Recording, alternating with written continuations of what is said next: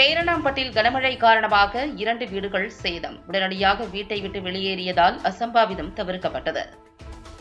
வேலூர் மாவட்டம் பேரணாம்பட்டு முகமது அலி தெருவைச் சேர்ந்த முகமது பாஷா என்பவர் கூலி வேலை செய்து வருகிறார்.